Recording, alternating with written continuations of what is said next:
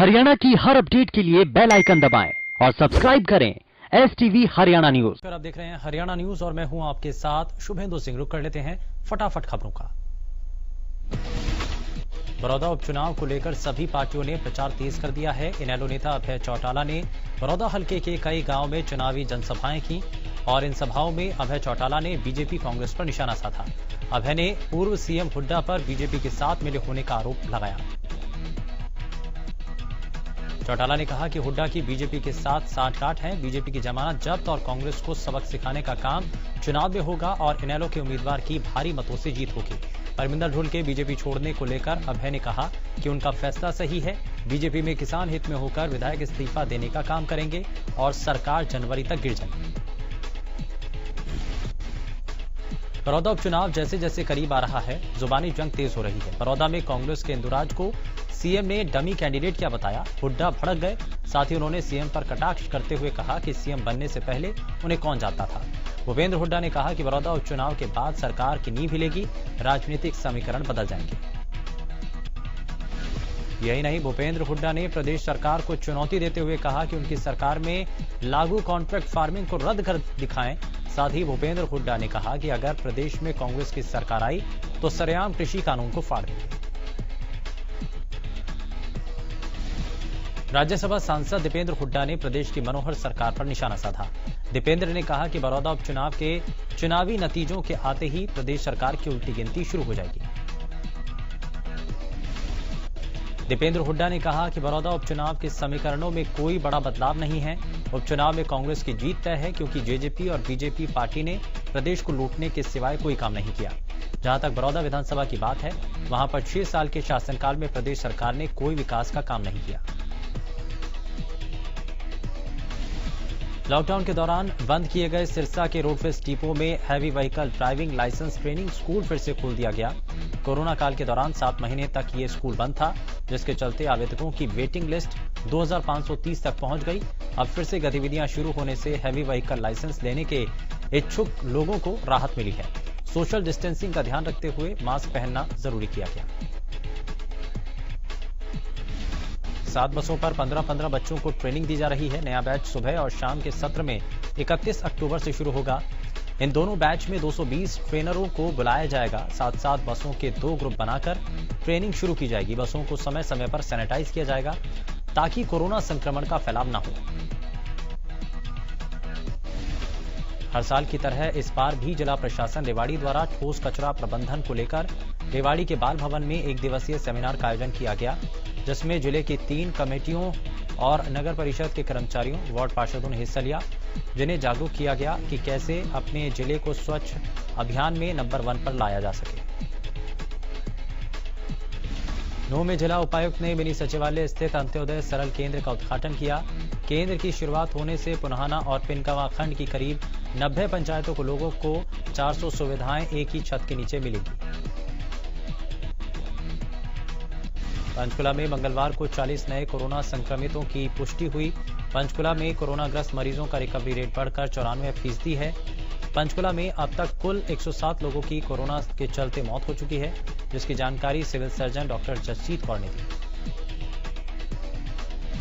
कृषि कानूनों के विरोध में हरियाणा पंजाब के किसान प्रदर्शन कर रहे हैं। किसान रेलवे ट्रैक पर बैठे, जिसका सीधा असर आवाजाही पर पड़ा। दरअसल कोरोना के चलते देश भर में ट्रेन चलनी बंद हो गई थी, जिसके बाद इलाकों में स्पेशल ट्रेन चल रही है। वहीं सिरसा दिल्ली के लिए एक फेस्टिवल स्पेशल ट्रेन शुरू होनी थी, जो कि पंजाब के बठिंडा से चलकर सिरसा होते हुए दिल्ली जानी थी। आज ये ट्रेन शुरू होनी थी, लेकिन किसानों के आंदोलन के चलते सिरसा नहीं पहुंच पाई। प्रदेश में सब्जियों के भाव आसमान छूते जा रहे हैं। कालावाली में भी इन दिनों हरी सब्जियों के दाम बढ़ रहे हैं। सब्जियों के बढ़ते दामों ने आम आदमी की रसोई का बजट बिगाड़ दिया है। मटर जहां 200 रुपए किलो बिक रही है, वहीं टमाटर भी पूरी तरह से लाल हो चुका है और 80 रुपए में बिक रहा है। आलू और प्याज के रेट 50 से 55 रुपए तक पहुंच गए। हरियाणा का यमुनानगर प्रदूषण के मामले में देश का नंबर 1 शहर बन चुका है। सोमवार को यमुनानगर की एयर क्वालिटी 345 दर्ज की गई, जो देश भर में सर्वाधिक थी। यमुनानगर के औद्योगिक शहर होने के कारण यहां छोटे बड़े उद्योग हैं जो प्रदूषण को बढ़ाने में मदद कर रहे हैं। इसके अलावा खेतों में पराली जलाने की घटनाएं बढ़ रही हैं। इलाके में कूड़े के ढेर में आग लगाई जा रही है। इन सब के अलावा कंस्ट्रक्शन वर्क भी प्रदूषण बढ़ाने में अहम है, जिससे यहां के लोगों का दम घुटने लगा है। उधर बढ़ते प्रदूषण पर लगाम लगाने के लिए प्रशासन एक्शन में है। जिले के डीसी ने अधिकारियों को यमुनानगर के प्रदूषण को रोकने के लिए कदम उठाने के निर्देश दिए, जिसके तहत शहर में पानी के छिड़काव के अलावा खुले में कचरा जलाने पर कार्रवाई के निर्देश हैं, ताकि यमुनानगर को प्रदूषण मुक्त किया जा सके। मौसम में ठंडक से के साथ ही प्रदूषण की समस्या बढ़ी। धर्मनगरी कुरुक्षेत्र की बात की जाए तो कुरुक्षेत्र में 5 प्रदूषित शहरों में शामिल है। प्रदूषण का बढ़ता स्तर ऐसा कि यहां के लोगों को सांस लेने में परेशानी हो रही है। सोमवार दोपहर 12 बजे कुरुक्षेत्र में एयर इंडेक्स क्वालिटी 324 थी, जो चिंता का विषय है। प्रदूषण का आलम यह कि लोग आंखों में जलन की शिकायत कर रहे हैं। लोगों का कहना है कि कोरोना संक्रमण का डर तो बरकरार है, वहीं अब धुआं और प्रदूषण भी लोगों को बड़ी परेशानी और बड़ी चुनौती उनके सामने पेश कर रहा है। फरीदाबाद में अवैध रूप से चल रहे आरएमसी प्लांटों पर प्रशासन की तरफ से किसी तरह की रोक नहीं।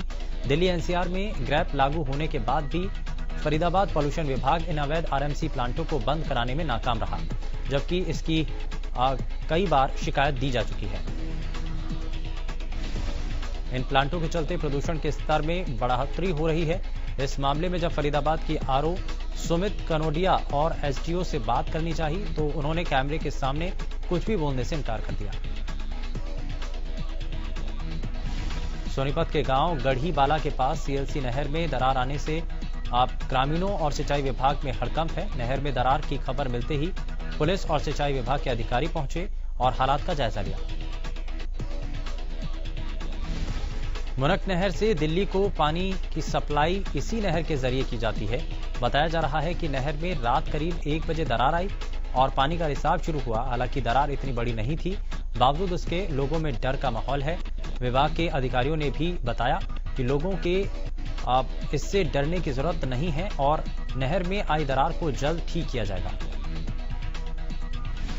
पंचकुला के जिला सचिवालय को मॉकड्रिल के लिए चयनित किया गया। इस दौरान प्रशासन, पुलिस, स्वास्थ्य विभाग और एनडीआरएफ की टीम ने मॉकड्रिल किया। वहीं भूकंप आने के चलते इमारत क्षतिग्रस्त होने पर कैसे इमारत में फंसे लोगों को निकाला जाए, उसका रेस्क्यू किया गया। एनडीआरएफ की टीम ने नई तकनीक के साथ इमारत में फंसे लोगों को बाहर निकाला। उपायुक्त मुकेश आहूजा ने बताया कि मॉकड्रिल में एनडीआरएफ की टीम ने नए साधनों के साथ मॉकड्रिल में रेस्क्यू ऑपरेशन किया। वहीं एनडीआरएफ अधिकारी ने बताया कि भूकंप या आपातकालीन स्थिति में एनडीआरएफ टीम स्थानीय प्रशासन के साथ मिलकर रेस्क्यू ऑपरेशन करती है और इसका डेमो पंचकुला प्रशासन के साथ मिलकर किया गया। बदलते मौसम के साथ ही भिवानी में डेंगू की बीमारी ने पैर पसारना शुरू कर दिया, जिसको लेकर स्वास्थ्य विभाग ने डेंगू से निपटने की कवायद शुरू की।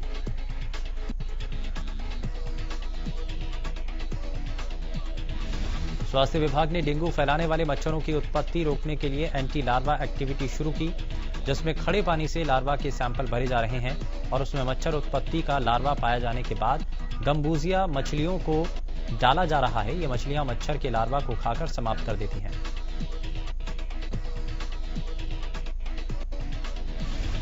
त्योहारों के मौसम में मिलावट की खबरें अक्सर आती रहती हैं और इन दिनों कुट्टू का आटा खाने से बीमारियां बढ़ने की खबरें हैं। यमुनानगर में भी इस बार कुछ ऐसा ही हो रहा है। सोमवार को रादौर में कुट्टू का आटा खाने से 4 लोग बीमार हुए तो यमुनानगर के कैंप इलाके में कुट्टू का आटा खाने से 4 लोगों की तबीयत खराब हुई। यमुनानगर के ट्रॉमा सेंटर में उन्हें भर्ती कराया गया, जहां इलाज उनका चल रहा है।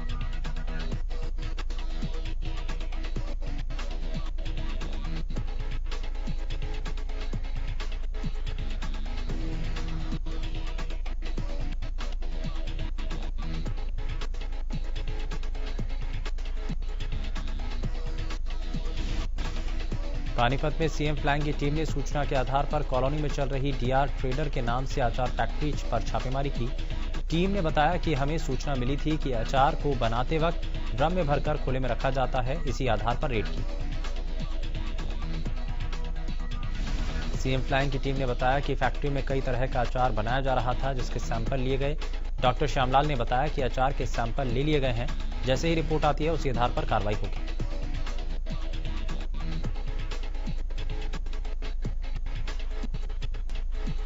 हांसी में सीएम फ्लाइंग टीम ने बरवाला रोड पर हिसार चुंगी और तिकोना पार्क के बीच स्थित एक फैक्ट्री में छापा मारा। इस दौरान सीएम फ्लाइंग के साथ आए फूड एंड सेफ्टी विभाग के डॉक्टर अरविंदरजीत सिंह की टीम ने 3 अलग अलग ब्रांड के सरसों तेल के सैंपल लिए। सीएम फ्लाइंग को सूचना मिली थी कि इस फैक्ट्री में अलग अलग ब्रांड की बोतलों में खराब तेल मिलाकर के बेचा जा रहा है। इंस्पेक्टर विक्रम भादु ने बताया कि इस फैक्ट्री में 3-4 ब्रांड के लेबल लगे हुए तेल की पैकिंग मिली है। फैक्ट्री संचालक से इन कंपनियों के लाइसेंस मांगे गए तो इसके पास इन ब्रांड के लाइसेंस ही नहीं थे। फूड एंड सेफ्टी विभाग की टीम ने सभी तरह के ब्रांड के सैंपल लिए, जिनको जांच के लिए प्रयोगशाला में भेजा जाएगा। लैब से अगर खराब तेल की रिपोर्ट आती है तो फैक्ट्री मालिक के खिलाफ कार्रवाई की जाएगी। कृषि कानूनों को लेकर किसान सरकार से नाराज हैं। रतिया में गुस्साए किसानों ने कृषि कानूनों के विरोध में गांव में बोर्ड लगाकर नेताओं के प्रवेश पर रोक लगा दी। इतना ही नहीं, किसानों का कहना है कि जिस तरह से 6 अक्टूबर को सिरसा में विरोध प्रदर्शन कर रहे किसान पर पानी की बौछार की गई, आंसू गैस के गोले छोड़े गए, वही हाल वो अब नेताओं के गांव में आने पर करेंगे।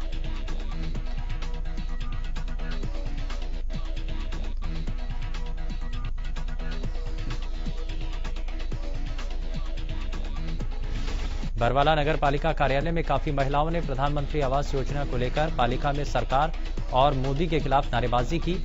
इस प्रदर्शन का नेतृत्व इनेलो नेता गीता रानी ने किया। इस दौरान प्रदर्शन कर रही महिलाओं ने बताया कि उन्होंने प्रधानमंत्री आवास योजना को लेकर के फॉर्म भरे थे। नगर पालिका प्रशासन में प्रधानमंत्री योजना को लेकर सरकार द्वारा करोड़ों रुपए की राशि आई थी।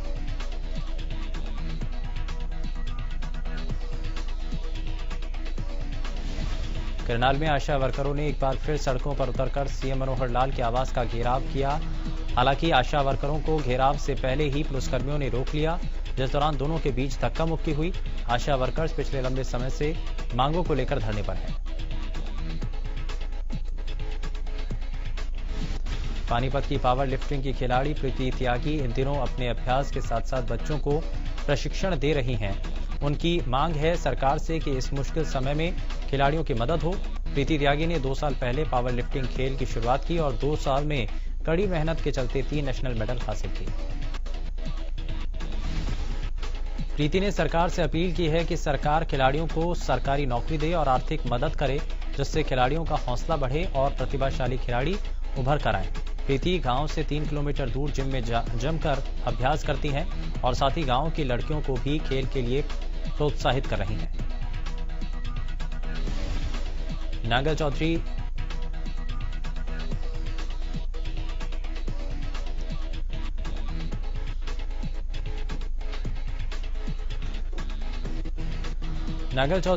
नगर पालिका प्रशासन ने मंगलवार को शहर में किए गए अतिक्रमण को लेकर कदम उठाए और कार्रवाई करने से 2 दिन पहले ही पालिका प्रशासन ने दुकानों से बाहर लगाए गए सामान को उठाने का काम किया।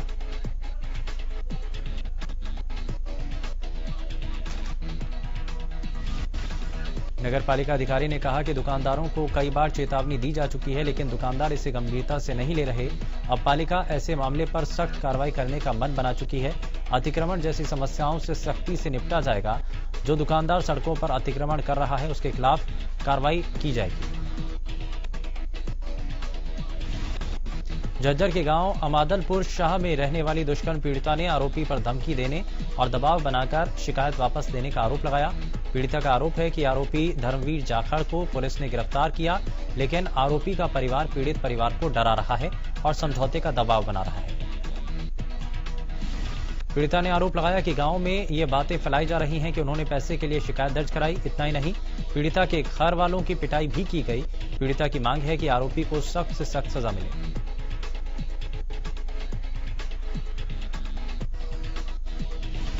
सोनीपत के सेक्टर 23 के पार्क में दीवार के पास प्लास्टिक के बोरे में एक युवक का बिना धड़ का शव मिलने से सनसनी फैल गई। शव का पेट ऊपर का हिस्सा गायब है। लोग सोमवार रात पार्क में घूमने गए तो बोरा देखकर शक हुआ, जिसके बाद पुलिस को सूचित किया। पुलिस ने बोरे को खोलकर देखा तो मामले का पता लगा। पुलिस ने आधे हिस्से को पोस्टमार्टम के लिए भिजवा दिया है। युवक के शव को तेजधार हथियार या आरा मशीन से काटा गया। अंबाला की सेंट्रल जेल में बंद एक हवालाती की अचानक तबीयत बिगड़ने से मौत हो गई। बताया जा रहा है कि बीते रोज भी 37 साल के अजय की दिन में तबीयत खराब होने पर उसे अंबाला शहर के नागरिक अस्पताल लाया गया था, जहां से इलाज के बाद उसे वापस जेल भेज दिया गया। लेकिन रात को अचानक दोबारा तबीयत खराब होने पर उसे अस्पताल लाया गया, जहां उसकी मौत हो गई। पुलिस अधिकारियों ने बताया कि मृतक अजय पर आईपीसी की धारा 392, 397 और आर्म्स एक्ट का मामला दर्ज था, जिसके तहत पंचकुला से अंबाला जेल भेजा गया था।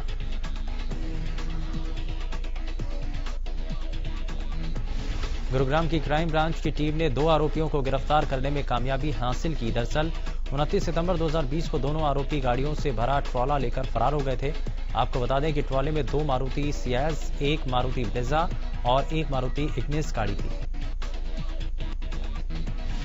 रादौर के गांव रपड़ी के पास तेज रफ्तार का कहर देखने को मिला, जहां एक खनन सामग्री से लदे तेज रफ्तार ट्रक ने सामने से आ रहे एक बाइक सवार को टक्कर मार दी। हादसे में बाइक सवार की मौके पर ही मौत हो गई। सूचना पाकर पहुंची पुलिस ने शव को कब्जे में लेकर कार्रवाई शुरू कर दी है। बताया जा रहा है कि हादसे के बाद चालक ट्रक को मौके पर छोड़कर फरार है।